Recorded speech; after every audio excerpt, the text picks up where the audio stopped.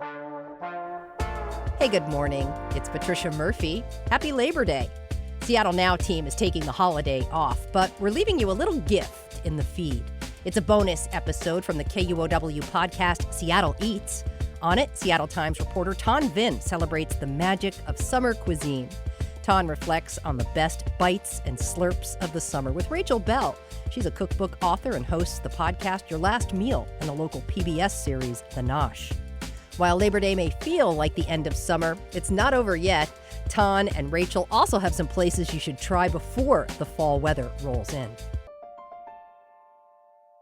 Well, Rachel, we're here to talk about food.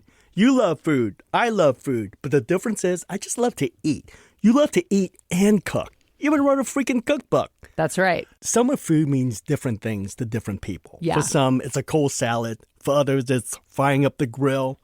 So I want to know, what are some of the best bites you had in June, July, or August, and why that screams summer to you? Sure. Do you want to do I do one, you do one? Are we going to go back and forth? That sounds like a plan. So I'm going to start with a restaurant dish because the others I was thinking of are homemade. I love Brimmer and Heeltap. They have this patio in the back that feels like one of the best kept secrets in Seattle. So cute to sit in their little garden outside. It's just such a lovely energy there. And I think it's one of the best restaurants in the city. I live very close to it. I hardly ever go. Do you do this? It's like, I love that place. I'd be so sad if it closes. I never go there. It's so weird. But I went recently, which is going to remind me to go all of the time. They have this salad on the menu right now that's super seasonal. It's heirloom tomatoes. There's chunks of melon. There's this crispy quinoa and soft herbs, but it's all on this super creamy little swoop of chev that it seems like it must be whipped. And the melon and the tomatoes are just peak season. It's so good. You get that creaminess from the cheese. You get the little crispy bits from that quinoa. Herbs make everything better. I mean, it's summer on a plate. It's heirloom tomatoes. It's melon. It's these foods that you can only get this time of year. And it is fleeting. Like, this dish is not going to be there very long. But the thing you have to order with it, and I did a little roundup in my newsletter recently about how many places have great bread in this area because I keep getting served good bread. Have you had the bread at Brimmer and Heeltap? I have not. So tell me about this bread. What's so special about it? All that it says on the menu is bread. It's so easy to not order this because you're like, I've had bread. I don't care. So I thought that the way that they did this was that they had a special loaf pan that they made it in because the outside is so crispy and the inside is so soft and chewy and the whole thing is just like a butter sponge. And they have a steak knife stabbed in the middle of it and it comes out and it's still hot. And you saw off a big chunk and you bite into it and you get all that crisp and shattering crust. And then it feels like a mix between brioche and fried bread. Like if you just took a slice, like a thick slice of bread and like put it in a pan with a lot of butter and salt. But I messaged the owner, Jen, about this recently. I was like, what is happening? How is this bread so good? I don't understand. And she says they cut a big chunk off of a loaf from Grand Central Bakery, their Como loaf. It's 3 inches thick and they just baste it with butter and put it in the oven and then they like finish it in the pan. And then as it comes out, they put fresh cracked pepper and flaky salt on it.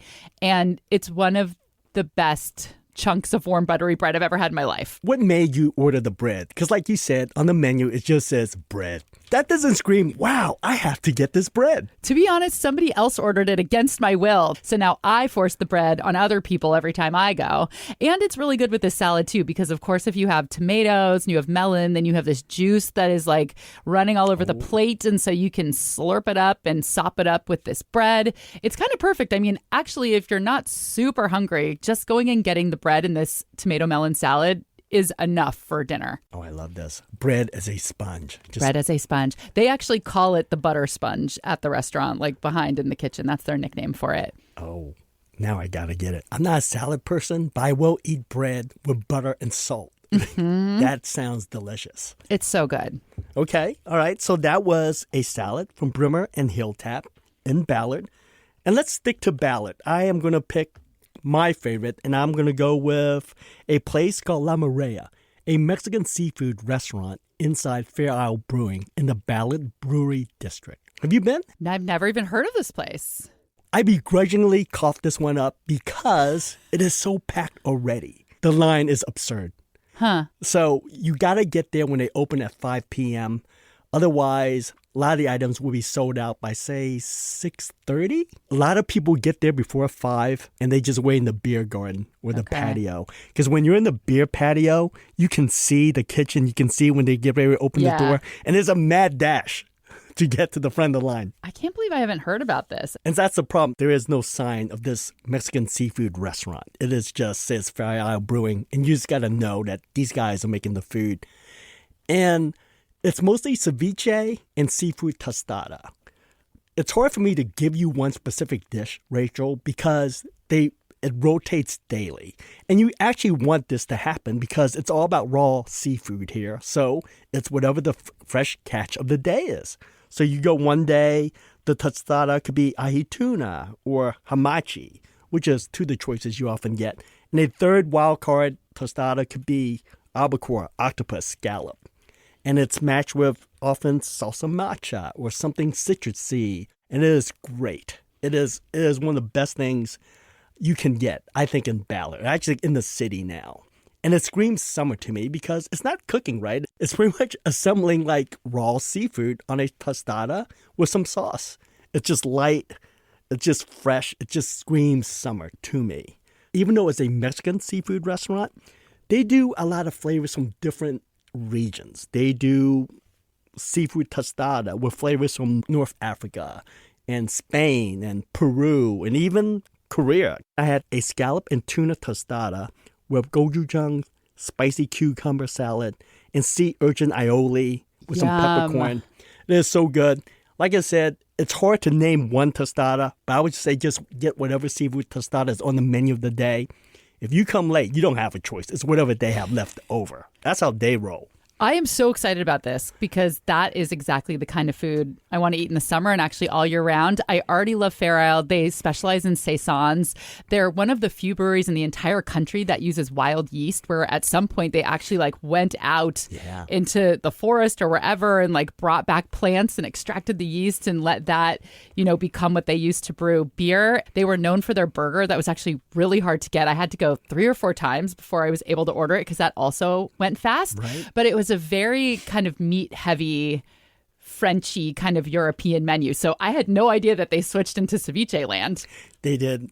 And you need to go right now because the 2 owners is Chef Bo and his life and business partner, Lisbeth Dones. And they're going on vacation, so they're going to shut it down on September 13th.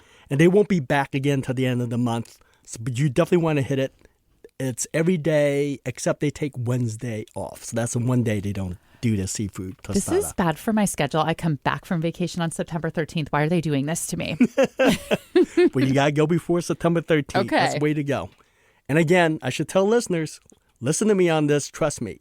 They open at 5. You want to be there at 5. Come at 7 and you could be staring at a sign that says sold out.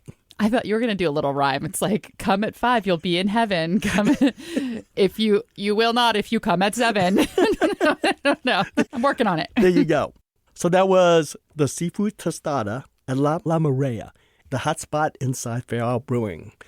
Back to you, Rachel. What do you have for another bite? Well, I have this podcast called Your Last Meal, and I interview celebrities about what they would choose for their last meals. And sometimes I learn about dishes that I've never heard of when these people come on the show.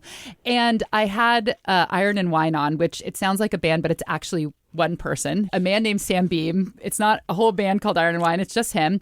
And he is from South Carolina. And his last meal, part of it at least, is a stack of tomato sandwiches. Now, I know just when I hear those words what a tomato sandwich is, but I had never had or knew the specifics or the obsession with a tomato sandwich from the Carolinas, which is squishy white bread. It could be Wonder Bread. You're not trying to get anything quality here. Duke's mayonnaise in particular, which is a Southern brand that you can now get in this area. I buy it at Fred Meyer. I'm so happy about that.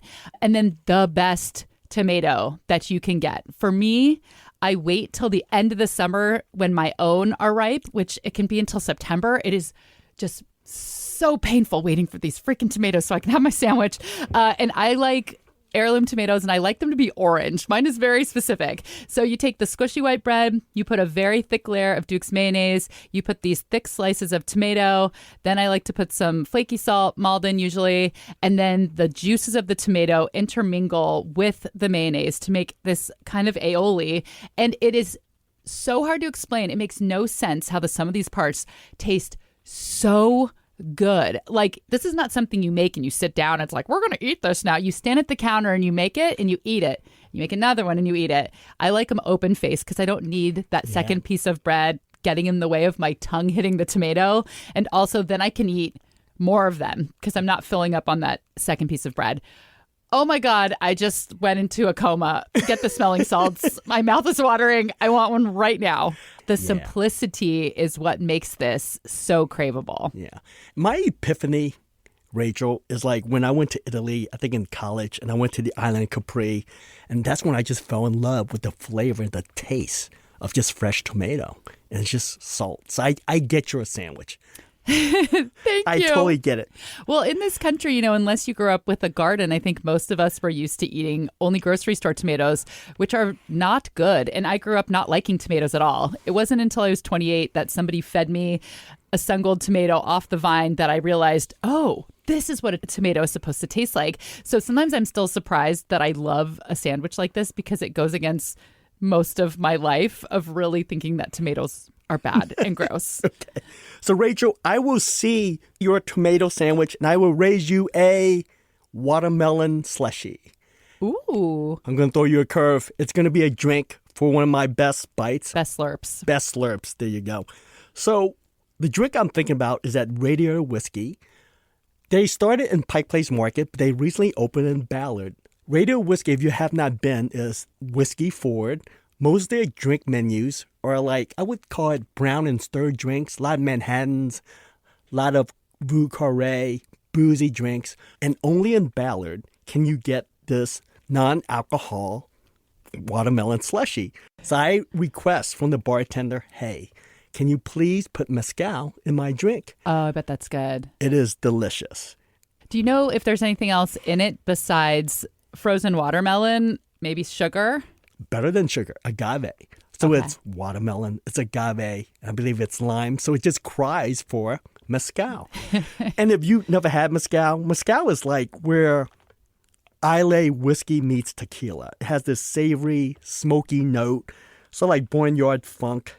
And not only, I think, is this the best drink, best summer drink, most refreshing drink, but it's also probably the cheapest drink you can get in Ballard outside of happy hour. Because the watermelon slushy is only $9, and you can spike it with any booze they have for $5. So it's actually under $15. And all their cocktails are like $15 to $20. In fact, that's the going rate. It's $16 to $23 for a cocktail in Ballard. So I'm saving you money with this hack, people. So leave it up to me to find the one drink that does not have alcohol. Leave it to me to make that drink into a cocktail. The bartender looked at me like, are you serious? You want me to spike it?